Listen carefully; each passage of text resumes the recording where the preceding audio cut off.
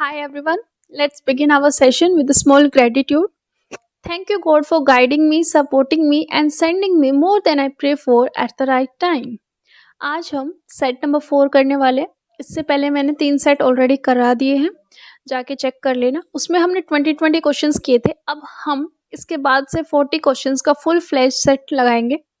तो चलिए स्टार्ट करते हैं. फर्स्ट क्वेश्चन में कॉन्सेप्ट नंबर 1 लिखो. I wait for an hour and then I went home. Went आ गया ना, गो वेंट गोन सुना है. ये वेंट सेकंड फॉर्म होती है. तो जब भी सेंटेंस में हमें सेकंड फॉर्म मिल जाए, यानी कि वो सेंटेंस हिंट दे रहा है कि मेरे में पास्ट की वर्ब लगाओ, तो ठीक है. गो का तो वेंट हो गया, लेकिन वेट का क्या होगा. वेट फर्स्ट फॉर्म है, वेट की सेकंड फॉर्म होती है वेटेड. दैट्स वाई और सारे गलत हो जाएंगे. Weighted is our correct answer. Clear. Let's move to the next question. Article से क्वेश्चन आया फिर से. He is dash best student of our class. एक पूरे क्लास में आप एक बच्चे को बेस्ट बता रहे हो, यानी कि उसको स्पेसिफाई कर रहे हो. पूरे क्लास में एक बच्चे को पॉइंट आउट करके कह रहे हो you are the best. So specific जब हम करते हैं तब हम द का यूज करते हैं. क्लियर है. किसी भी पर्टिकुलर चीज के लिए द का यूज होता है. क्वेश्चन नंबर 3 देखो. सिनोनियम बताना है टेनेसिटी का. अब तुम्हें नहीं आता मान लो, लेकिन टिमिड क्या होता है. डरपोक. ठीक है, जो घबराता है, नर्वस होता है. हेजिटेशन, हेजिटेशन यानी कि नर्वसनेस. इनडिसिसिव क्या होता है, जो डिसीजन ना ले पाए, यानी कि वो नर्वस हो जाए. तीनों का सेम मतलब आ रहा है ना, सेम मीनिंग आ रहा है, सेम वाइब आ रही है. एक डिफरेंट है. डिटर्मिनेशन, वही इसका आंसर हो जाएगा. ऐसे करना होता है. DSSP में मोस्टली क्वेश्चंस तुम्हारे सेंस बेस्ड होते हैं और ऐसे ही एलिमिनेशन से होते हैं. तो हम इन सेट्स के जरिए अप्रोचेस ही सीख रहे हैं. यही हमारा पर्पज है. इसको ऐसे याद रख सकते हो. टीना कोई लड़की है जो बहुत डिटरमाइंड अपनी स्टडी को लेके, तो टेनासिटी हो जाएगा. Clear. Let's move to the next question. Choose the most appropriate one word. Okay, introductory part को क्या बोलते हैं. देखो यहाँ पे कॉन्सेप्ट डाल के लिखो. नोटबुक सभी ने लगा रखी है ना, उसमें कॉन्सेप्ट लिखो. इंट्रो. इंट्रो यानी कि स्टार्टिंग, उसको बोलते हैं प्रोलोग. जो लोग प्रो होते हैं वही तो इंट्रो देते हैं, वही तो इंटरव्यू देते हैं. एंड जो आउट्रो होता है, एंडिंग होती है, वो उसको बोलते हैं एपिलोग. क्लियर. अगर आपको अपनी वोकैब और अच्छी करनी है, बाकी तो एलिमिनेशन अप्रोचेस से हो जाएगा काम, लेकिन कुछ होता है ना कि सेंस बेस्ड के लिए भी तो सेंस होनी चाहिए ना. तो ऐसे मोस्ट रिपीटेड वर्ड्स का वोकैब डोज चला हुआ है, उसको जरूर देखना. क्लियर. देखो इस पे कॉन्सेप्ट डालो. क्वेश्चन में क्या आ रहा है. Have to travel. Have to, has हो या हैव हो, ये हमें हिंट दे रहा है चीख चीख के कि भाई मेरे में प्रेजेंट लगाओ, प्रेजेंट की फॉर्म लगाओ. ठीक है, इसकी जगह हैड होता तो पास्ट की आती. अब आप लोग बोलोगे मैम वर्ब्स प्रेजेंट ही तो है, लेकिन आई तो प्लूरल है ना बेटा. आई प्लूरल है, प्लूरल के साथ में वर्क्स नहीं आता है, वर्क आएगा. यानी कि SEIS हम हमेशा सिर्फ सिंगुलर में लगाएंगे. ही, शी, इट, इनके साथ में SEIS होता है. आई, यू, वी, दे, इनमें नहीं होता है. क्लियर है. Next. He is not interested dash playing और स्कीइंग. वो खेलने में दिलचस्पी नहीं रखता. मे, हिंदी में इनका मतलब क्या होता है, मे, इनसाइड. और आपको एक मैंने शॉर्ट वीडियो भी प्रोवाइड की थी इस पे, प्रीपोजिशन की कंफ्यूजिंग वर्ड्स, वो जरूर देखना. ठीक है.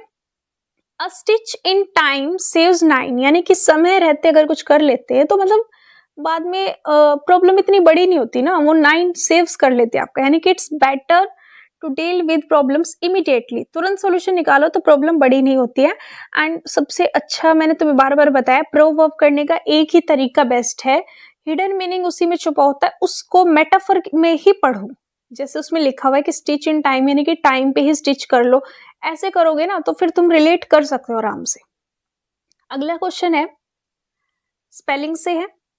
तो स्पेलिंग में आपको एक चीज बताई गई है बार बार. स्पेलिंग का कोई भी क्वेश्चन आए, मतलब वो नहीं बनना है ओवर कॉन्फिडेंस कि मुझे तो आती है, मैंने तो देख रखी है. भाई एलिमिनेशन लगाओ, एक एक वर्ड को चेक करो, क्योंकि स्पेलिंग किसी से भी गलत हो सकती है.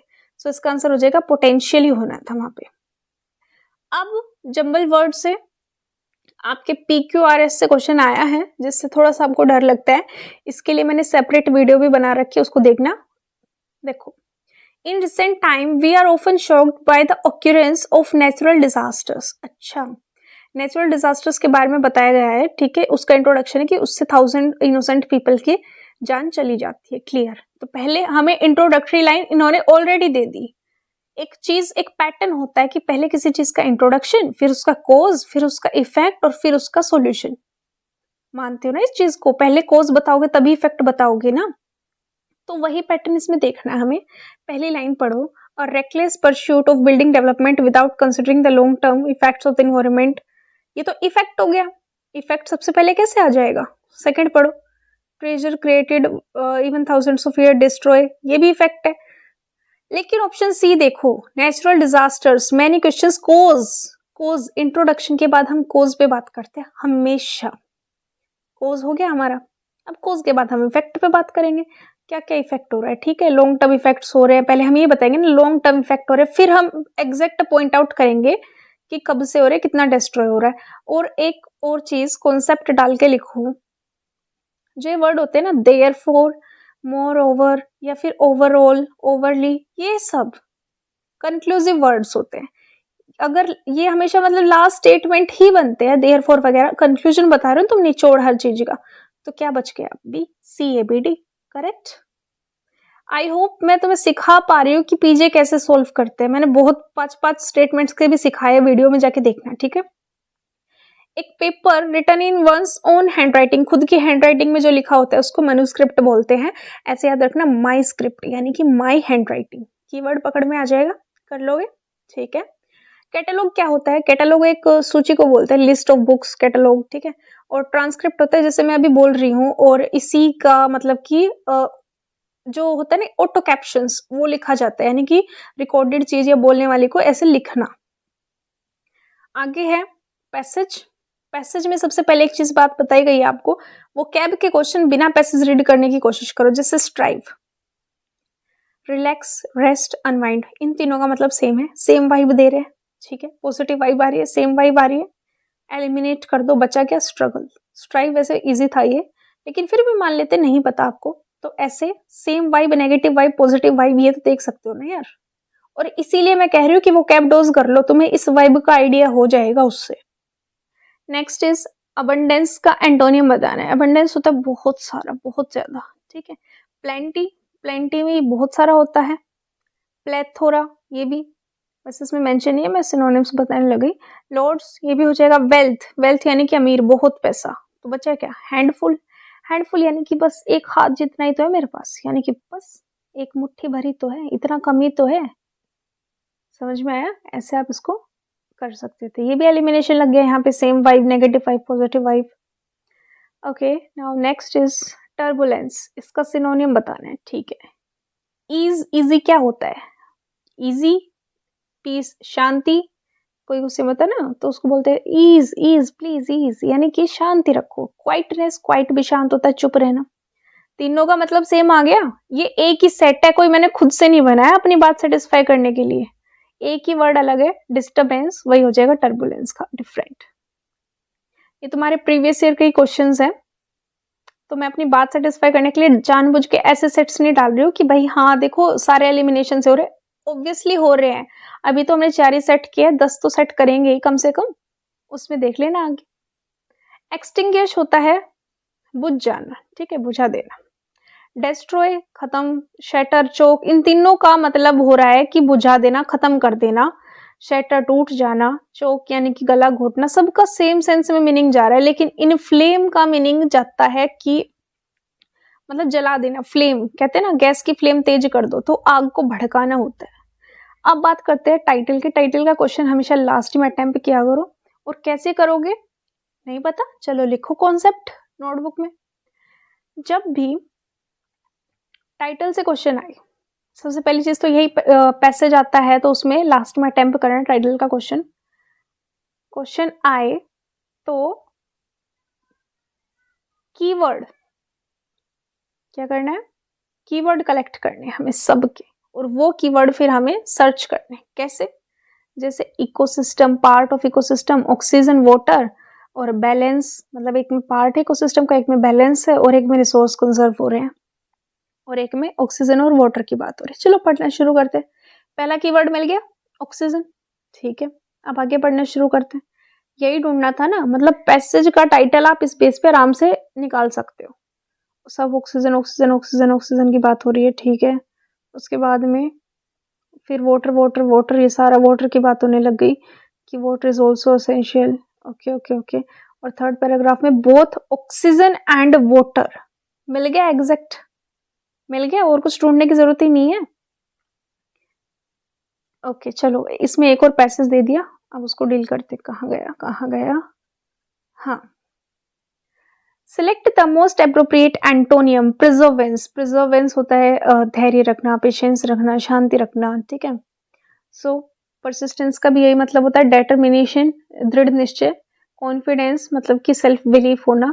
ये सारे इनका मीनिंग सेम नहीं है, बट सेंस जो पॉजिटिव है। परसिस्टेंस रहो, डेटरमाइंड रहो, कॉन्फिडेंट रहो, पॉजिटिव सेंस आ रही। डाउट करना, ये एक नेगेटिव सेंस आ गई, है ना। तो ये आंसर हो जाएगा। अगला है परपेचुएट। अब देखो इसके लिए, इसमें तीनों का मीनिंग सेम जा रहा है। प्रोटेक्ट, प्रिजर्व करना, संरक्षित करना, प्रोटेक्ट सुरक्षा करना, दोनों का सेम मीनिंग जा रहा है कि सिक्योर रखना। ओनर, सम्मान करना, ये भी पॉजिटिव सेंस है, नीचे की दो भी पॉजिटिव सेंस है। डिस्ट्रॉय कर देना, एकदम से खत्म कर देना, ये तो नेगेटिव सेंस आ गई, है ना। तो सिर्फ एक यही ऑप्शन ऐसा है जिसमें नेगेटिव वाइब आ रही है। कैसी वाइब आ रही है, नेगेटिव वाइब आ रही है। दैट्स वाई इसका आंसर हो जाएगा ऑप्शन नंबर बी। क्लियर। आगे बात कर लेते हैं, सिनोनियम बताना है वल्नरेबल का। गार्डेड, शेल्टर, प्रोटेक्टेड, तीनों का एक मतलब होता है सिक्योरिटी देना। सेम मीनिंग आ रहा है, सिक्योरिटी देना।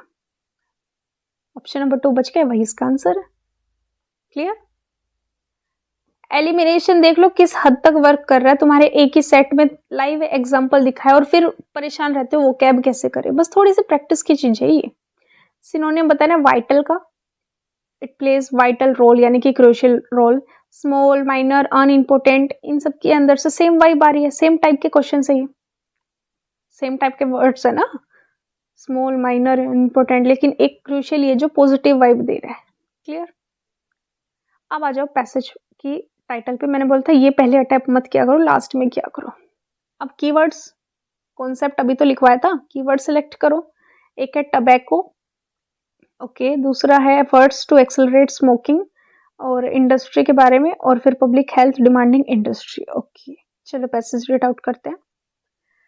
पहले ही कीवर्ड मिल गया मुझे टबैको, ठीक है, यानी कि कुछ ना कुछ टबैको से रिलेटेड होगा। हाईली एडिक्टिव, हार्मफुल, ठीक है। Tobacco industry invest to combat smoking, okay. Tobacco, फिर से टबैको टबैको, ओके। फिर थर्ड में भी creating a united against tobacco requires, फिर टबैको आ रहा है, यानी कि tobacco free future, public health के लिए है ये पैराग्राफ, बट इसमें कहीं ना कहीं पूरा जोर किस चीज पे दिया गया आपके, टबैको।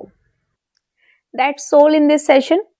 अब सुनो, thanks for watching. First of all हमारा बेस डेवलप हो चुका है, किसी ने कैसी भी पढ़ी हो इंग्लिश, बट ये अप्रोचेज सीख के वो 15-20 नंबर तक तो पहुंच गया होगा।